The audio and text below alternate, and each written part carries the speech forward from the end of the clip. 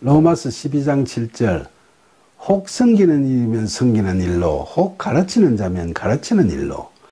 섬김은 헬라어로 다이코니아인데 기독교에서는 예수님께서 제자들의 발을 씻어주듯이 물질이나 권력이나 명예나 지식이 있는 자가 없는 자를 성심껏 낮은 자세로 돕는 걸 의미합니다. 그리고 가르침의 은사는 말씀을 바르게 전하는 예언의 은사와는 달리 교인들의 신앙생활을 포함한 삶에 도움을 주기 위해서 훈계하는 은사를 의미하죠. 이 은사는 자신의 판단으로 하지 말고 성령의 도움을 받아서 바르게 행해야겠죠. 로마서 12장 8절 혹 위로하는 자면 위로하는 일로 구제하는 자는 성실함으로 다스리는 자는 부지런함으로 긍휼을 베푸는 자는 즐거움으로 할 것이니라. 여기서 위로하는 자는 헬라어로 호 파라켈레론인데 이건 형제를 위로하고 건면하는 자를 말하고 그런 은사를 받은 자들은 사명감을 갖고 위로하라는 겁니다. 그리고 구제하는 자라고 하면 교회의 재산을 재분배하거나 자신의 재산을 나누어 주는 자를 말하고 그런 은사를 받은 자들은 성실함으로 구제에 임하라는 거죠. 또한 다스리는 자는 목회자나 장로 같은 자들의 은사를 말하는데 그런 은사를 받은 자들은 부지런함, 헬라어로는 스푸데, 즉 종교적 열의를 갖고 솔선수범하라는 거죠. 그리고 긍휼을 베푸는 이라는 대목은 헬라어로 엘레온인데 이건 병든 자나 노인이나 고난에 처한 자들에게 하나님의 자비를 베푸는 걸 의미합니다. 이처럼 힘든 자에게 긍휼을 베푸는 은사를 가진 자는 타인의 암울한 상황에 대해서 괴로워하거나 꺼려하지 말고 항상 즐거움으로 하라는 거죠. 로마서 12장 9절 사랑에는 거짓이 없나니 악을 미워하고 선에 속하라. 여기서 사랑은 헬라어로 아가페니까 이타적인 하나님의 사랑을 의미하죠. 그러니까 사랑은 거짓이 없다는 이 말씀은 우리 각자가 받은 은사를 행할 때 위선적으로 하지 말라는 의미죠. 사실 우리는 우리 의지만으로는 하나님의 사랑을 이웃에게 도저히 베풀 수가 없죠.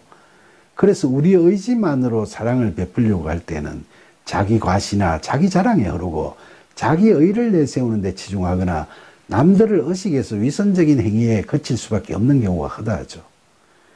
그러니까 우리가 하나님의 사랑을 담아 우리가 받은 은사를 행하려고 하면 반드시 성령의 도우심과 이끄심을 받아야 그게 가능합니다.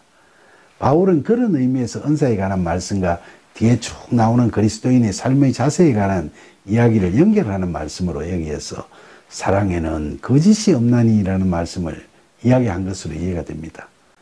그리고 가장 먼저 제시하는 권고는 악을 미워하고 선에 속하라는 겁니다. 마태복음 19장 17절에 보면 예수님께서 선하신 분은 오로지 한 분 하나님이시니 우리는 영원한 생명에 들어가려면 계명을 지켜야 한다고 말씀하셨죠. 그러니까 바울의 본질 말씀은 사악한 세상적인 것에 연연하지 말고 하나님께 속하는 것, 바로 그리스도 안에 거하는 삶을 살아라는 권고의 말씀이죠. 로마서 12장 10절 형제들을 사랑하여 서로 우애하고 존경하기를 서로 먼저 하며 우리가 그리스도 안에 거하면서 성령의 이끄심을 받으면 그 도우심으로 이웃을 내 몸처럼 사랑할 수 있게 되죠. 예수님께서는 최후의 만찬장에서 곧 닥쳐올 십자가 죽음을 예고하시면서 제자들에게 요한복음 13장 34절에 새 계명을 너희에게 주노니 서로 사랑하라. 내가 너희를 사랑한 것 같이 너희도 서로 사랑하라는 말씀을 하셨죠. 바울도 예수님 말씀처럼 교인들 간에 서로 사랑하고 서로를 존경하고 우애 있게 지내라고 권고하고 있는 거죠. 로마서 12장 11절 부지런하여 게으르지 말고 열심을 품고 주를 섬기라. 바울은 신앙생활을 나태하게 하지 말라고 권면을 강조하면서 열심을 품으라고 이야기하는데 헬라어 원어 성경을 보면 토 푸뉴마티 제온테스라고 표현해서 성령의 열심을 품으라는 의미죠. 즉 성령 충만해서 주를 섬기라는 뜻입니다. 로마서 12장 12절 소망 중에 즐거워하며 환난 중에 참으며 기도에 힘쓰며. 바울의 이 말씀은 하나님 나라에 대한 소망을 갖고 즐거워하는 말씀이고 환난 중에 참으며라는 말씀은 앞서 5장 3절에 환난은 인내를 이라는 대목에서 설명했듯이 여기서 참으면은 헬라어로 히포메넌테스이고 이건 5장 3절에 인내라고 번역된 히포모네라는 명사에서 나온 동사죠. 이 히포모네는 지난번에 하나님의 보좌 아래 나아가 오래 머무는 것을 의미한다고 했죠.